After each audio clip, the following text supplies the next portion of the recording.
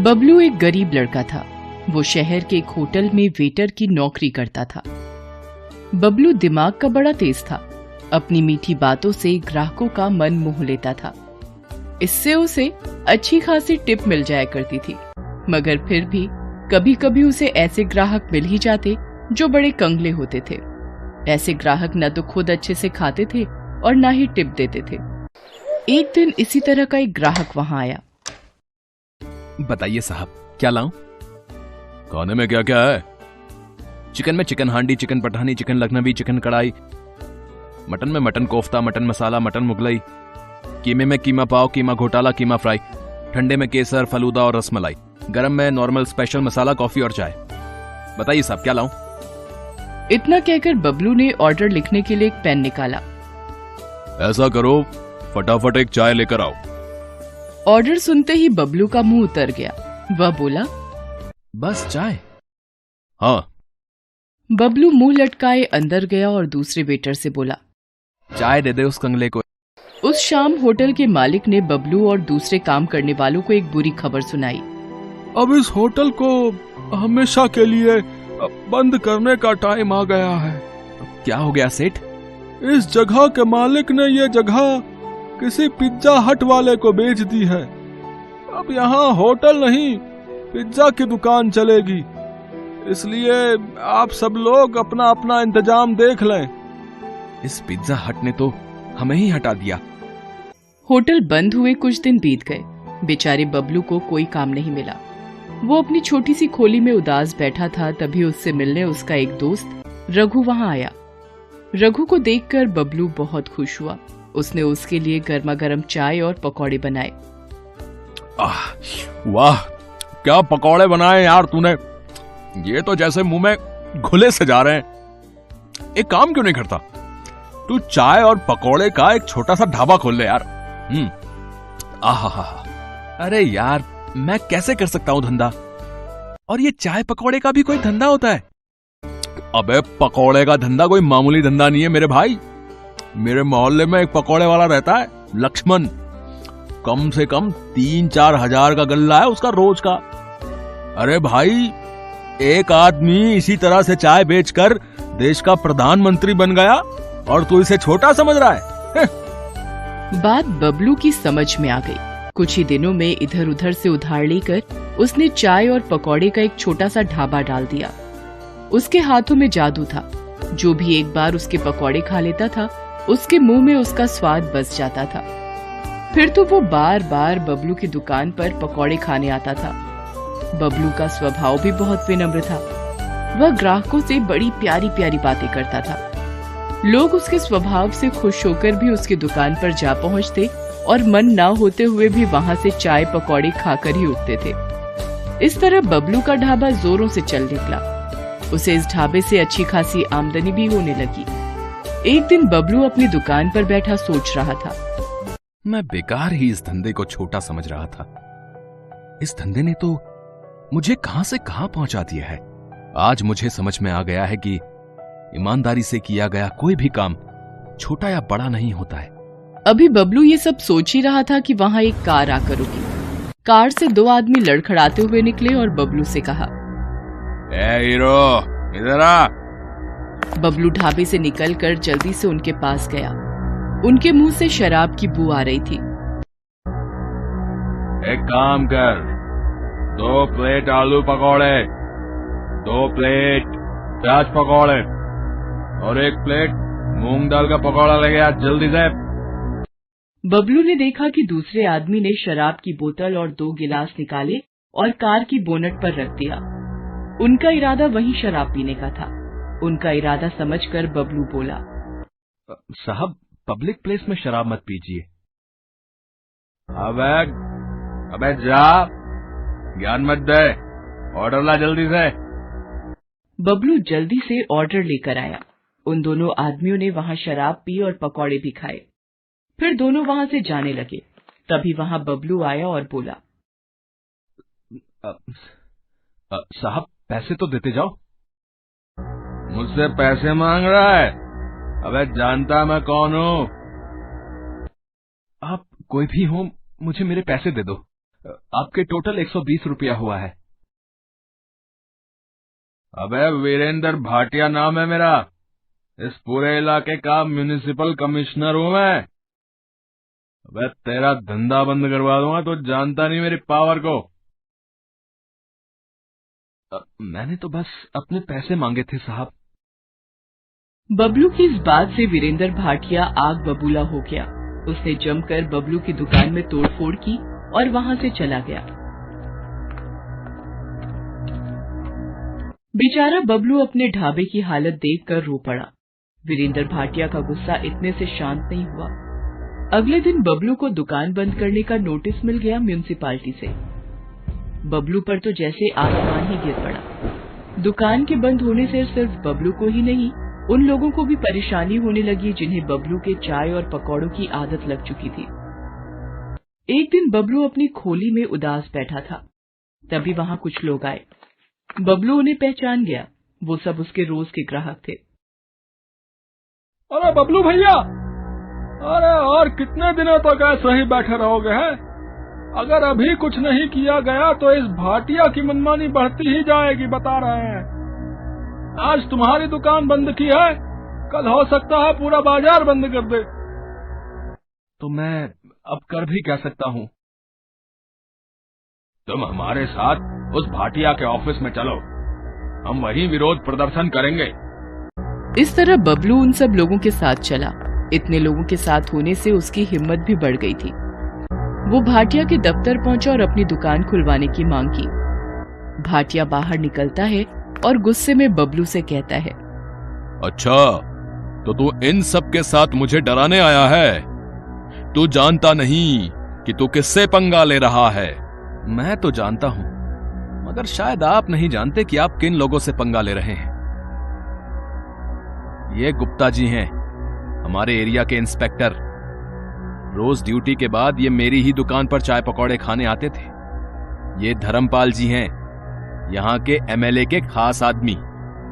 इनकी पार्टी की मीटिंग भी मेरी ही दुकान पर मेरे ही चाय के पकौड़ों के साथ होती है। आज 10 दिन से मेरी दुकान बंद है।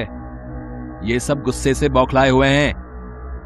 अब आप समझ लीजिए कि कौन किससे पंगा ले रहा है। ये छोकरा ठीक ही कह रहा है। पुलिस और नेता लोगों से पंगे लेना ठीक नहीं है। ठीक है, मैं तुम्हारी दुकान खोलने के कागज तैयार करवाता हूँ। फिर भाटिया अंदर जाता है और बबलू की दुकान का परमिट लाकर उसे दे देता है। इस तरह बबलू की होशियारी और लोगों के साथ से उसकी दुकान फिर से चल पड़ती है। ये कहानी है जग्गी पकौड़े वाले की। जग्गी की पत्नी सीमा और जग्गी दोनों मिलकर पकौड़े बेचा करते हैं। जग्गी के पकौड़े लोगों के बीच काफी प्रसिद्ध हैं। जो एक बार उसकी दुकान में आता है वो बार बार आना चाहता है। पकौड़े खा लो, पकौड़े, गर्मा गर्म पकौड़े, प्याज के पकौड़े, आलू के पकौड़े, मिर्ची के पकौड़े। एक बार खाओगे बार बार आओगे। राजू और उसके दोस्त दिनकर को आज पकौड़े खाने का मन हुआ तो वे नुक्कड़ के पकौड़ों की सबसे फेमस दुकान यानी जग्गी पकौड़े वाले की दुकान की ओर बढ़ चले। आज सही समय पर निकले हम दोनों, नहीं तो जब तक जग्गी की दुकान पर पहुंचते थे उसकी दुकान के सारे पकौड़े खत्म हो जाते थे। आज तो जमकर पकौड़े खाऊंगा। जग्गी के मिर्च वाले पकौड़े तो इतने स्वादिष्ट होते हैं भाई कि क्या बताऊं यार। एक बार मेरी बीवी मुझसे नाराज चल रही थी, उस रोज मैं उसके लिए जग्गी के पकौड़े ले आया। अरे राजू भाई, क्या बताऊं, एक वो दिन है और आज का दिन है। मेरी बीवी मेरे से ऊंची आवाज में बात तक नहीं करती। नाराज होना तो छोड़ ही दो। राजू और दिनकर बातें करते हुए जग्गी की दुकान के बिल्कुल नजदीक पहुंच गए थे। तभी उन्हें दूर से जग्गी की दुकान पर भारी भीड़ दिखाई दी। अरे दिनकर भाई, कहीं आज भी हम लोग लेट तो नहीं हो गए? देख रहे हो जग्गी की दुकान के बाहर लोगों की भीड़। दिनकर दुकान की ओर देखता है, लेकिन एक बात उसे अजीब सी लगती है। उसने देखा कि दुकान के बाहर जितने लोग थे लगभग सभी के हाथ में डंडे थे, कुछ ने पत्थर भी उठा रखे थे। अरे राजू भाई, भीड़ तो दिख रही है, लेकिन भीड़ में लोगों ने डंडे और पत्थर क्यों उठा रखे हैं? कहीं कोई गड़बड़ है क्या? उन्हें कुछ समझ आता उससे पहले लोगों के जोर जोर से चिल्लाने की आवाज आने लगी और सभी गुस्से में कह रहे थे, मारो मारो मारो, इसे छोड़ना नहीं है, मार इसको, मार। उसके बाद दिनकर और राजू ने देखा कि वहाँ खड़ी भीड़ जग्गी को दुकान से खींचकर बाहर निकाल रही है। बाहर निकल, बाहर निकल, निकल। आज हम तुम्हें तुम्हारी हरकतों की वो सजा देंगे कि तू जिंदगी भर याद रखेगा। ये कहकर भीड़ में खड़े एक आदमी ने डंडे का जोर का प्रहार जग्गी पर किया। जग्गी दर्द से कराहने लगा। उसके बाद तो कई लोग डंडे से उसे मारने लगे। उसके सिर से खून निकलने लगा। वो लोगों के आगे हाथ जोड़कर माफी मांगने लगा। छोड़ दीजिए मुझे। तुम्हें छोड़ दूं? हैं? तुम्हारे जैसे बेशर्म पकौड़े वाले को छोड़ना मतलब तुम्हें गलत काम करने की छूट देना। ये कहकर भीड़ में से ही एक आदमी ने अपने हाथ में लिया पत्थर उठाया और उसकी ओर तान दिया। ये देखकर जग्गी दुकान से निकलकर तेजी से भागने लगा। ये लोग तो मेरी जान ही ले लेंगे। मुझे किसी भी तरह यहाँ से निकलना होगा। जग्गी आगे आगे भाग रहा था और गुस्साई भीड़ उसके पीछे। राजू और दिनकर को अभी भी समझ नहीं आ रहा था कि आखिर ऐसा क्या हो गया कि लोग जग्गी के पीछे पड़े हैं। लोग उसे बेशर्म पकौड़े वाला क्यों कह रहे हैं? लोगों के इस तरह जग्गी पर भड़कने का कारण समझने के लिए कुछ समय पीछे जाना पड़ेगा। 410, 430, 490, 500। आज की कमाई 500। अगर इसी तरह कमाई होती रही तो तेरे लिए चांदी की पायल बनवा दूंगा। अजी मुझे पायल वायल नहीं चाहिए। क्यों, क्या हुआ? हमेशा तो गहने की रट लगाए रहती है। हाँ गहने मुझे चाहिए, लेकिन ईमानदारी के पैसे से। अरे तो मैं कौन सा स्मगलिंग कर रहा हूँ? ईमानदारी से ही तो पैसे कमा रहा हूँ। देखिए जी, ये आपको भी पता है आप कैसे पैसे कमा रहे हैं। पकौड़ों को बनाने के लिए आप क्या करते हैं? अगर किसी को पता लग गया ना तो फिर बवाल हो जाएगा, कोई आपको छोड़ेगा नहीं। अरे तू चुपचाप रह, फालतू की बड़बड़ मत कर। मुझे जैसे बेचना है पकौड़े मैं वैसे ही बेचूंगा। जग्गी बहुत ही बेशर्म इंसान था। वो पकौड़े तो बेचता था लेकिन बहुत ही गंदे तरीके से। वो पकौड़े के गोलों को पहले अपने गंदे बगल के तले दबाता और फिर पकौड़ियां तलता। उसे ये सब करने में बहुत मजा आता था। ये हो गए पकौड़े के गोले तैयार। अब इसे दबाता हूँ अपने गंदे बदबूदार बगल के तले। ये लो, ये दब गया। अब इसे डालता हूँ कढ़ाई में। ये कहकर उसने पकौड़ों को कढ़ाई में डाला। कढ़ाई से निकलने के बाद उसने पकौड़ों की ओर गौर से देखा और मन ही मन मुस्कुराते हुए बोला, ये लो, ये हो गए मेरे असली पकौड़े तैयार। सीमा मुझे और बेसन दे, मुझे पकौड़ों के और गोले बनाने हैं। सीमा अपने पति को हर दिन ये गंदी हरकत करते देखती और उसे टोकती, लेकिन वो अपनी बेशर्मी से बाज नहीं आता था। अरे ये तो क्या हर दिन चिक चिक करती रहती है, हैं? क्या करती रहती है? मैं कोई गलत नहीं कर रहा। ये तो किताबों में लिखा है कि पसीने की कमाई का मोल ही अलग है, और मैं तो पसीने की ही तो कमाई कर रहा हूँ। मेरे बगल के, यानी मेरे बगल के पसीने की कमाई। अरे वही तो पकौड़ों में स्वाद भर देते हैं और लोग बार बार हमारी दुकान में आते हैं। ले तू भी खा मेरी पसीने की कमाई के पकौड़े। मुझे नहीं खाने आपके पकौड़े, लेकिन मैं अब भी कह रही हूँ आप ये बेशर्मी छोड़ दीजिए, नहीं तो ये एक दिन आप पर ही भारी पड़ेगी। लेकिन जग्गी पर अपनी बीवी की बातों का कोई प्रभाव नहीं पड़ता। वो अपनी बेशर्मी जारी रखता और अपने ग्राहकों को जो उस पर इतना विश्वास करते थे उन्हें पसीने से सने गंदे पकौड़े देता। समय इसी तरह बीत रहा था और जग्गी की बेशर्मी भी जारी थी। इस बीच सीमा गर्भवती हो गई। सीमा बहुत खुश थी। जग्गी भी ये खबर सुनकर बहुत खुश था। वाह सीमा वाह, देख रही हो भगवान की कृपा कैसे भर भर कर बरस रही है हम पर। हाँ देख रही हूँ, तभी तो आपको कहती हूँ अब तो वो काम छोड़ दीजिए, अब हमारा बच्चा आने वाला है। अरे तो फिर से शुरू हो गई। तुझे क्या दिक्कत है, हैं? क्या दिक्कत है मेरी तरक्की से? कभी कभी तो लगता है कि तू मेरी सबसे बड़ी दुश्मन है। एक बार फिर से जग्गी ने अपनी पत्नी सीमा को चुप करा दिया और अपनी बेशर्मी में लगा रहा। लेकिन वो कहते हैं ना कि गलत काम कितनी भी चतुराई से आप करें, एक न एक दिन आपका भेद खुल जाता है और फिर उसके बाद आपको उन सारे पुराने गुनाहों का भी हिसाब देना होता है जो आपने किया होता है। एक दिन की बात है, जग्गी पकौड़े बनाने के लिए पकौड़ों के गोलों को अपने बगल के नीचे दबा रहा था और धीरे धीरे कढ़ाई में डाल रहा था। तभी दूर खड़े एक आदमी की नजर उसकी इस हरकत पर गई। अरे ये पकौड़ी वाला जग्गी क्या कर रहा है भाई, है? अरे छी छी छी छी छी, मुझे तो उल्टी आ रही है इसकी इस हरकत को देखकर। उसने चुपके से जग्गी का वीडियो बना लिया और फिर उसकी दुकान पर गया। ओए जग्गी, तू तो बड़ा बेशर्म है? तुम्हारे ग्राहक तुम पर इतना भरोसा करते हैं और तू उन्हें गंदे पकौड़े खिलाता है? गंदे पकौड़े? ये आप क्या कह रहे हैं भाई? ज्यादा भोले मत बन और सच सच बता, तू पकौड़ों को तलने से पहले उसे अपने बगल के नीचे दबाता है ना? छी छी छी छी, ये आप क्या कह रहे हैं साहब? भला ऐसा कौन करता है? मैं तो पूरी सफाई से अपना काम करता हूँ। क्यों सीमा, बताना साहब को। सीमा ने जग्गी की बात का कोई जवाब नहीं दिया, बस अपना सिर नीचे झुका लिया। वो ग्राहक समझ गया कि जग्गी इस तरह उसकी बातों को नहीं मानेगा। उसने जो वीडियो बनाया था वो वीडियो उसने लोगों को भेजना शुरू कर दिया। जिसने भी उस वीडियो को देखा उसे उबकाई आने लगी। छी छी छी, बाप रे, मैंने भी तो इसके यहाँ के पकौड़े खाए थे। वो ऐसे पकौड़े बनाता है? इस तरह से तो वो लोगों की सेहत से खिलवाड़ कर रहा है। वो वीडियो 1 से 10, 10 से 100 और 100 से फिर लाखों लोगों तक पहुंचकर वायरल हो गया। उस वीडियो को देखकर सभी को बहुत गुस्सा आया और गुस्से में वे सभी जग्गी की दुकान पर डंडे और ईंट पत्थर लेकर पहुंच गए। आज छोड़ना नहीं इसको, इसकी सारी बेशर्मी आज हम निकाल देंगे, मार देंगे इसे। हाँ, आखिरकार लोगों ने उसे पकड़ लिया। एक बार फिर से सभी उसकी पिटाई करने लगे। तभी उसकी पत्नी सीमा भागती हुई वहाँ आई और लोगों के आगे हाथ जोड़ते हुए उसने कहा, मैं जानती हूँ कि इनकी गलती माफ करने के लायक नहीं है। इन्होंने आप लोगों के विश्वास का खून किया है, आप लोगों की सेहत के साथ खिलवाड़ किया है, लेकिन आप लोग इन्हें मार देंगे तो मेरा बच्चा जो अभी मेरी कोख में है, उसके सिर से पिता का साया उठ जाएगा। भगवान के लिए मेरे कोख के बच्चे पर रहम कीजिए और इन्हें छोड़ दीजिए। एक गर्भवती औरत की गिड़गिड़ाहट को सुनकर लोगों का दिल पसीज गया और उन्होंने इस वादे के साथ जग्गी की जान बख्शी कि भाई कान खोल के सुन लो, हम तुम्हें छोड़ तो रहे, लेकिन अब कभी इस तरह और इस जगह पकौड़े ये नहीं बेचेगा, इसे ये जगह छोड़नी होगी। सीमा ने उनसे वादा किया। जग्गी को वो जगह छोड़नी पड़ी। जग्गी को बार बार उसकी गलतियों के लिए आगाह किया जा रहा था, लेकिन वो अपनी आदत से बाज नहीं आ रहा था और एक दिन उसी आदत के कारण न सिर्फ उसकी जान पर बनाई, बल्कि उसे अपनी वो जगह भी छोड़नी पड़ी जहाँ उसकी दुकान बहुत चलती थी। आज जग्गी जहाँ भी अपनी दुकान लगाने की कोशिश करता है, उसके पुराने कर्म उसकी राह में आ जाते हैं। अब उसे अपनी करनी पर बहुत दुख होता है, लेकिन वो कहते हैं ना कि अब पछताए होत क्या जब चिड़िया चुग गई खेत।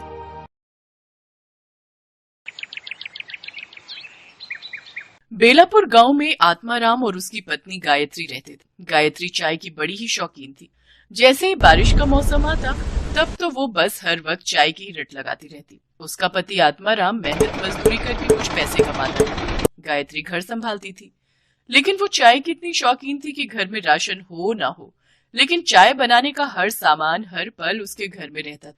उसके पति को जब भी मजदूरी मिलती तो वो उसमें से राशन के साथ साथ अपनी चाय पत्ती और चीनी एडवांस में हिलाकर रख लेती।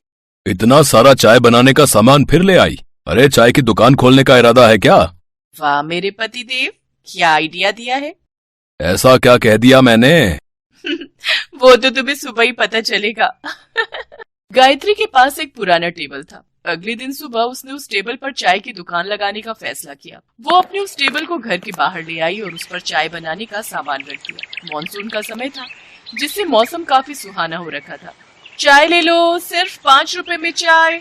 आओ आओ, इस सुहाने मौसम में चाय का मजा लो। कुछ ही देर में उसके पास चाय पीने के लिए लोग आने लगे। ठंडी ठंडी हवा, मॉनसून का महीना, सुहाना मौसम और ऊपर से अदरक, इलायची, मसालों वाली चाय। बहन जी, एक कप मुझे भी देना।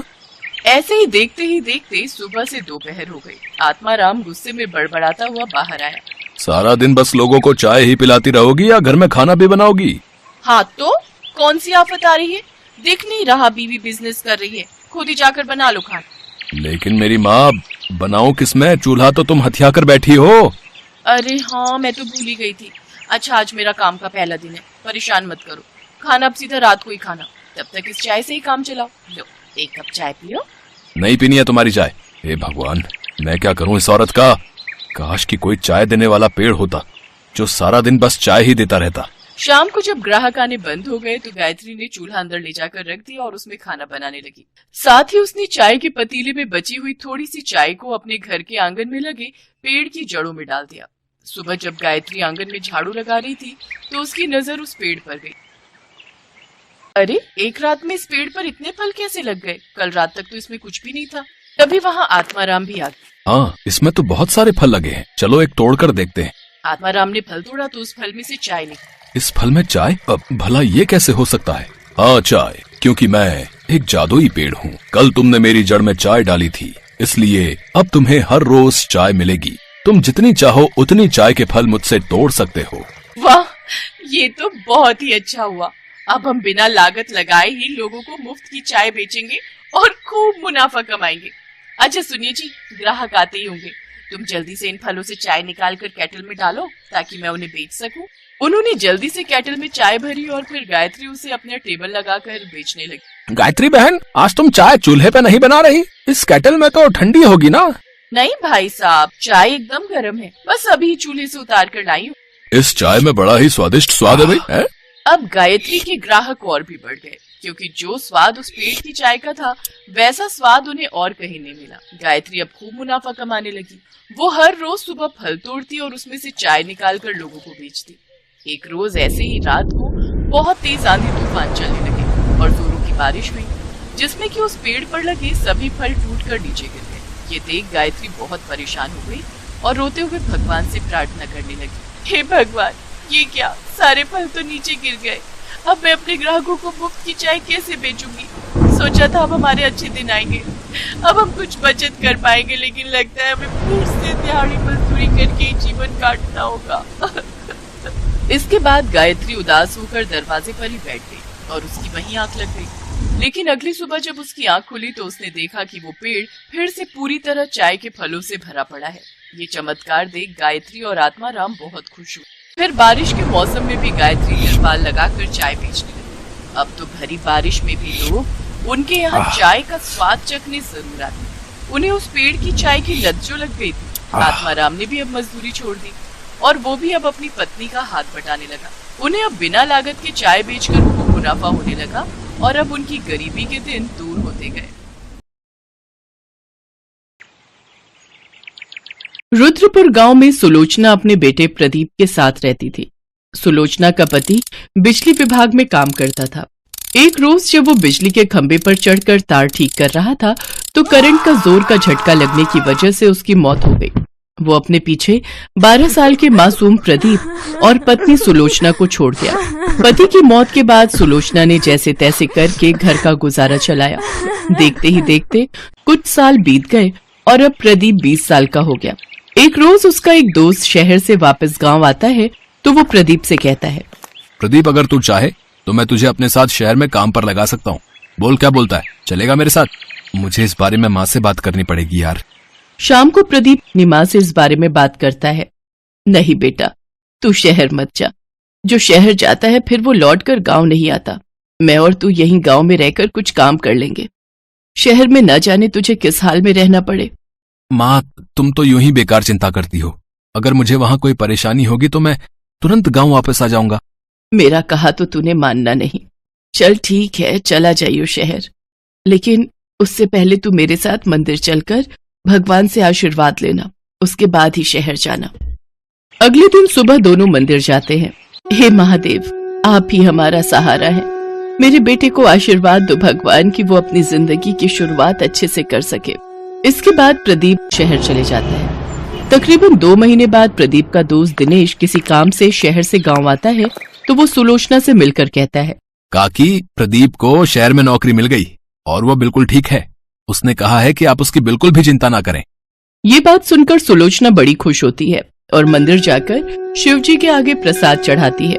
इसी तरह वो हर रोज मंदिर जाकर शिवजी से प्रार्थना करती रहती। प्रदीप हर महीने अपनी माँ को खर्चे पानी के लिए रुपए भेजता रहता। ऐसे ही समय बीतता गया। प्रदीप को शहर गए 1 साल बीत गया, लेकिन पिछले 2 महीनों से न तो उसने पैसे भिजवाए और न ही उसकी कोई खबर आई। ये देख सुलोचना चिंता में पड़ गई। फिर एक दिन उसे गांव में दिनेश दिखाई दिया तो वो भागते हुए उसके पास गई और कहने लगी, अरे दिनेश, तू गांव कब आया और मेरा प्रदीप कैसा है? कई रोज हो गए उसकी कोई खबर ही नहीं आई। अब काकी, मैं आपसे मिलने ही आ रहा था। प्रदीप इन दिनों बहुत परेशान है। उसकी नौकरी चली गई है। फिर उसने खुद का काम शुरू करने की सोची, जिसके लिए उसने कर्ज उठाया, लेकिन अब कर्ज न चुका पाने की वजह से वो लोग उसे जाने नहीं दे रहे हैं। ये बात सुनकर सुलोचना के होश उड़ जाते हैं और वो दिनेश के साथ शहर चली जाती है। अरे माँ, तुम्हें यहाँ आने की क्या जरूरत थी? ये लोग तुम्हें भी पकड़ लेंगे। तू परेशान मत हो, मैंने कुछ पैसे बचा कर रखे हैं। इन लोगों को वो पैसे देकर कुछ दिन की मोहलत मांग लेंगे। फिर वो प्रदीप के साथ उस लाला के पास जाती है जिससे उसने पैसे उधार लिए थे। साहब, हमें कुछ दिनों की मोहलत और दे दीजिए। ये लड़का मेरा पैसा खाकर यहाँ से भागने की कोशिश कर रहा था और अब तू आई है यहाँ इसे ले जाने के लिए। पहले मेरे पैसे दे, तभी मैं इसे छोड़ूंगा। अभी तो मेरे पास ये कुछ पैसे ही हैं, आप इन्हें रख लीजिए। कुछ दिनों में मैं आपके सारे पैसे लौटा दूंगी। ठीक है, मैं तुम्हें 30 दिन की मोहलत देता हूँ। फिर वो दोनों मंदिर जाते हैं और परेशान होकर मंदिर के बाहर सीढ़ियों पर बैठे हुए होते हैं कि तभी उनके पास एक बुजुर्ग आदमी आता है और उनसे कहता है, क्या बात है, आप दोनों बड़े परेशान लग रहे हो। इसके बाद सुलोचना उसको सारी बात बताती है। तुम दोनों परेशान मत हो, अपने भोले बाबा बड़े दयालु हैं, वो सब ठीक कर देंगे। मैं इस मंदिर के बाहर कई सालों से पकोड़ों का ठेला लगाता हूँ, लेकिन अब मेरी उम्र हो गई है, और अब मुझसे ये संभलता नहीं। अगर तुम दोनों चाहो तो मेरे ठेले पर काम कर सकते हो। जो भी कमाई होगी उसमें से 3 हिस्से होंगे, जिसमें से 2 तुम्हारे और 1 मेरा। अच्छा, अब मैं चलता हूँ। फिर वो दोनों उस ठेले पर मन लगाकर काम करने लगे। सुलोचना के हाथ के पकौड़े सबको बहुत पसंद आए। उनके ठेले पर काफी भीड़ रहने लगी, जिसके चलते उनका काम खूब अच्छा चलने लगा। कुछ ही दिनों में उन्होंने उस मंदिर के पास ही एक छोटा सा घर किराए पर ले लिया। इसी बीच मंदिर के बाहर कुछ गरीब आते थे, जिनका पकौड़े खाने का बड़ा मन होता, लेकिन अपनी गरीबी के कारण वो उसे खरीद नहीं पाते। उन लोगों को सुलोचना बिना पैसे लिए मुफ्त में पकौड़ी चटनी खिला देती थी। ऐसे ही 1 महीना बीत जाता है। तभी उस ठेले का मालिक, वो बुजुर्ग आदमी, उनके पास आता है और कहता है, अरे भाई, हमें और हमारी पत्नी को भी तो पकौड़े खिलाओ, वो भी चटनी के साथ भाई। हाँ, अभी लीजिए। प्रदीप बुजुर्ग आदमी और महिला को पकौड़े और चटनी देता है, जिसे खाकर उस बुजुर्ग औरत ने कहा, अरे वाह, ये तो बहुत स्वादिष्ट है। तुम दोनों तो सचमुच बहुत ही लाजवाब पकौड़े और चटनी बनाते हो। बहुत बहुत शुक्रिया। आपके कारण ही आज हम शहर में रहकर इतनी अच्छी कमाई कर पा रहे हैं। शिव जी की कृपा से हमारा काम बहुत ही अच्छा चल रहा है। रुकिए, मैं अभी आपको आपका हिस्सा देती हूँ, जिसे मैंने अलग करके रख लिया है। लेकिन हमें तो हमारा हिस्सा पहले ही मिल चुका है। लेकिन वो कैसे? तुम दोनों जो गरीबों को मुफ्त में पकौड़े चटनी खिलाते हो, असल में वही हमारा हिसाब है। बाबा, आपको बिना बताए हमने ऐसा किया, इसके लिए हमें माफ कर दीजिए। तुम हमेशा ऐसे ही जरूरतमंद गरीबों की मदद करते रहना। मैं समझूंगा कि मुझे मेरा हिस्सा मिल गया। तभी वो बुजुर्ग आदमी और औरत शिव पार्वती के रूप में प्रकट हो गए। मैं अपने सच्चे भक्तों का साथ कभी नहीं छोड़ता। तुम दोनों की मेहनत और ईमानदारी से मैं बहुत प्रसन्न हूँ। मेरा आशीर्वाद सदा तुम लोगों के साथ रहेगा। भोले बाबा, माता, आप दोनों के दर्शन पाकर तो हमारा जीवन धन्य हो गया। तुम दोनों जब भी किसी को मुसीबत में देखो तो उसकी सहायता जरूर करना। इतना कहते ही शिव पार्वती अंतर्ध्यान हो गए। उसके बाद से उन दोनों का काम बहुत अच्छा चलने लगा। उन्होंने लाला का सारा कर्जा भी लौटा दिया। साथ ही उन्होंने खुद की एक बड़ी सी पकौड़े और चटनी की दुकान खोल ली और एक बड़ा सा घर ले लिया। भगवान शिव पार्वती की कृपा से उनका जीवन खुशियों से भर गया।